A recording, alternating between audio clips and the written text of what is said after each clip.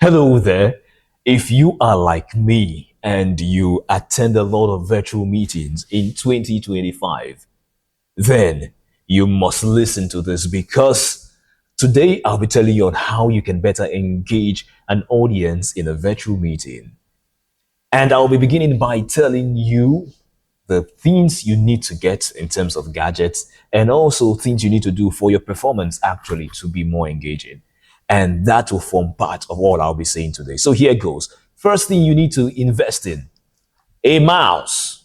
Say with me, a mouse. Why do you need a mouse? A mouse helps you with better mobility when you are having a presentation. If you're going to use the touchpad on your laptop or on your phone, it's going to really be tough for you to move smoothly because you would have to come and all of this, especially if it's a virtual video meeting. If it's audio, fine. But if it's video, no. You need to invest in this so that you can move with greater flexibility. And you not be doing something like this. Like if I was working with this system, I would then be doing stuff like this. And the good thing is that with modern phones these days, modern smartphones, you can connect a Bluetooth mouse. This is wired, a Bluetooth mouse to your phone and to your laptop. That way you can just move better. There's no you're going down and all of this. If possible, also get a wireless keyboard. That way your screen can be far from you and your keyboard is closer and you can do everything wirelessly. That's if you need to. But I don't say you need to get a wireless keyboard yet, but just get a wireless mouse. It would help you a great deal. But wireless keyboard will give you a whole lot more flexibility. But a mouse, I think, will do for starters. Then another thing to invest in is good audio gear. And by good audio gear, I don't mean you should go and buy a podcast mic and all that. Get something as simple as this, a headphone like this that's got a microphone. Guess what this does for you? It allows you to speak better because now you have something with greater audio fidelity and you're hearing the people better. Using your phone sometimes would allow you other noise to filter in, but using this, you hear the persons directly. So I prefer joining virtual meetings either wearing a headphone or using a wireless earpiece or an earphone, any one of them. But I need to have something that connects me directly with the audio. That way I hear the audience or whomever is speaking better and they can hear me better.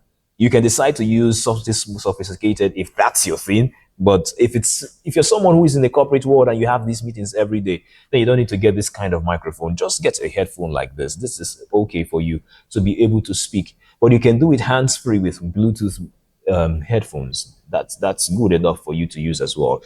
But one thing you need to know as well, if you're going to be in an audio meeting and you're in a noisy environment, this is just a free tip on what you should do. This is where your microphone is. Cup your hands around this and speak. Don't speak this way. Speak down a little bit like this. And they would be able to hear you better than they would have heard you before. So remember the bottom of your phone, the microphone is at the bottom. Cup your hand around it like this. Or you can do it this way.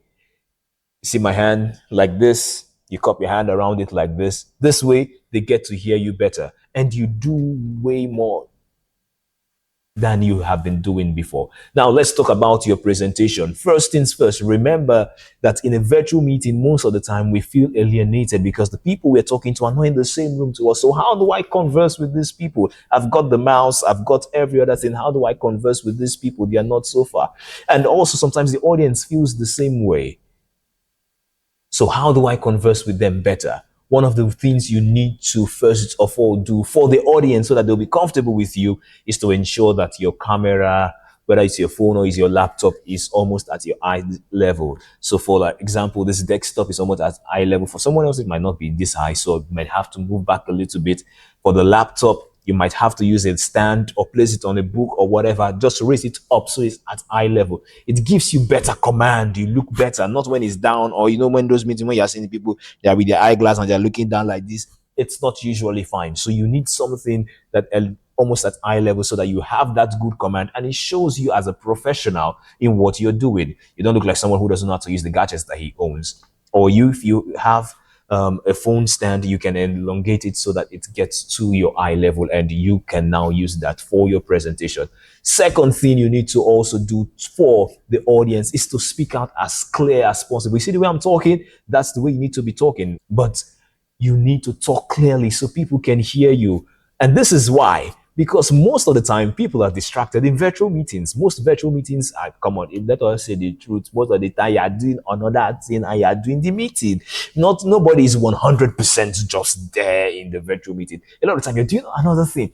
So one of the ways to get people's attention and to engage your audience better is to ensure that your voice is clear, which is why a good audio equipment is essential, especially when you're making a presentation. Make sure that you're speaking clearly. Let your voice be audible enough and talk well. If you're speaking with your laptop microphone, sometimes if your fan is making noise, it's likely going to get into your audio. So the audio equipment is good enough, but ensure that in your voice we can hear the enthusiasm, we can hear the convincing words, we can hear everything you're saying very well. So let it be seen, let it be seen, let it be known from your voice that what you're saying is something that we should love. And the last but not the least of them all, try to speak to one person at a time. Now, in a virtual meeting, if it's video and everyone's video is on, sometimes you now feel much more like you have people around you. But even at that, people still feel far away. So how do I connect with them? How do I engage them better? Is by calling their name. Don't be scared to call people's name when you start your presentation. So what I'll be teaching today is going to help you, Jennifer. What I'll be talking about today is going to help you, Ilu. What's going to help you, Daniel, is going to help you, whomever the person that the name comes into your mind to call that is on that meeting. Speak to them one by one like that, or just pick one person, your CEO, your manager, whomever, your line supervisor, whomever it is. Speak to one person at a time, and that way it helps you connect with that person, because most of the time you feel like you're just speaking into the air and nobody might be listening to you. But by speaking categorically and emphatically to one person in your mind and ensuring that you're saying things to suit that person, trust me, you'd have a more convincing. Now, I'm not saying you should go and be washing your CEO, just be saying, so sir, just so that you sound nice. No, that's not what I'm saying. But I'm saying let it be that you're speaking to one person. You can decide to start by speaking to, if you're the CEO, you can decide to start by speaking to maybe the youngest person in the office and say, this would help you the most. So my presentation today will be talking about our quarterly review for the first quarter of the year. And this would help us know how to move forward, especially for the CEO who is going to be piloting our affairs for the rest of the year. So, sir, this is what we've done so far. This is what my team has done so far. And now you're speaking to him. You can decide to come at some point and said, if you recall, at some point last week when we were doing this, so this was one of the challenges we encountered. And I remember talking to this. So you're at different points speaking to a particular person at this.